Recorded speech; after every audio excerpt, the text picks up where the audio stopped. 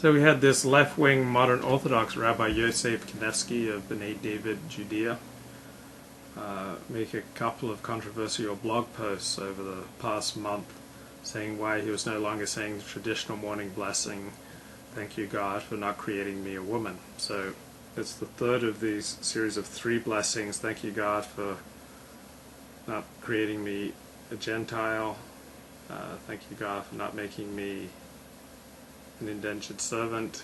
And then thank you God for not making me a woman, that men have traditionally said in the Jewish tradition for at least 2,000 years.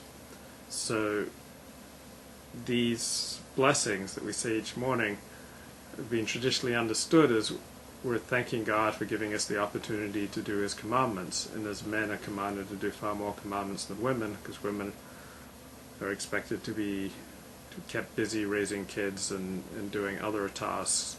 So men are assigned many more of the, say, time-bound commandments, such as thrice daily prayer. Now, Rabbi Kanevsky makes the understandable argument that this blessing in particular, thank you God for not making me a woman, is discriminatory, it's ugly, it diminishes the dignity of women, and it contributes to an oppressive atmosphere in Orthodox Judaism for women. So I started asking around from various learned people I know, and one friend told me this blessing about thank you God for not making me a woman has been in dispute from the beginning, from 2,000 years ago. Many important poskim deciders of Jewish law and whole communities say instead, thank you God for making me a Jew. So the Gemara, meaning the Talmud, has another potential blessing, thank you for not making me an ignorant person. This was unpopular and it disappeared from the text and from the Jewish tradition. So another rabbi told me the sad thing is the shul will not fire him. What about the blessing, thank you God for not making me a Gentile? If the rabbi says that, is he not racist? Perhaps the rabbi should get rid of Musaf as well, the extra service on prayer service on Sabbaths and Jewish holidays, because the treatment of animals in the Torah does not stand up to the smell test of modern sensibilities. What about the whole doctrine of chosenness, which is throughout the Torah? Isn't this primitive? Isn't this perhaps racist? Should we selectively edit Torah teachings to conform to modern sensibilities?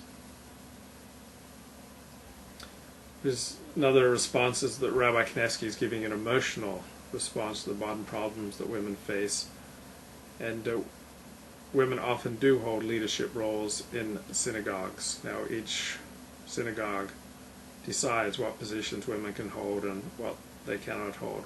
Women have become deciders of Jewish law. See what Rebbetzin Hannah Hankin and her husband have done at the Nishmat Institute in Israel.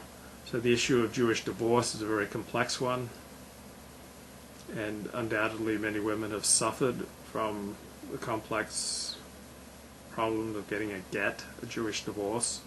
So in the Jewish tradition, only a man can give a woman a divorce, and then she has to accept it. So some women have refused to accept it, and many Jewish law courts, men have felt discriminated against. So complex problem.